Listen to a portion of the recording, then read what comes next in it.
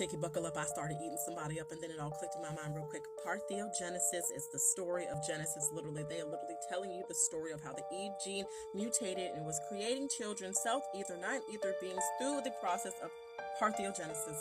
Really look at Genesis. God created these things? No. They literally told you these cycles of getting implanted and literally creating a child inside of her body. I can't do it today.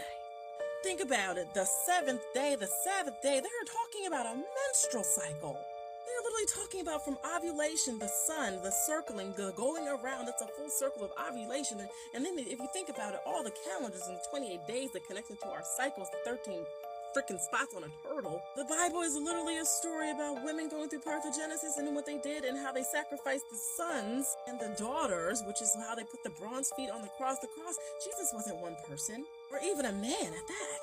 And then they tell you a story about the Garden of Eden, and then you realize that Antarctica is the Garden of Eden. It's the actual Garden of Eden where 2/3 of the water is, and it's literally a rainforest. But then why would they try to give us the Amazon rainforest our entire life and look in total opposite direction? Because they were trying to make us look at, they were telling the story about the Amazon women, about the women who were going through parthenogenesis, which is the true story of the Eve gene. And everything they tell you in the Bible is the story about how they literally went and they pillaged things. I'm sorry, God doesn't like murder, but he had the guy murder proved his loyalty to him? Like, your God is already tainted. Your God was already a sinful God, so we can't pretend that the book was written by a good person. But then if you know, like I know, when the book was revised by King James, the Demonology King, in 1881, 30,000 times, it literally was a story recreated to continue the journey. They removed so many crystals and things, and why now I understand why 69.9% more likely to die in childbirth.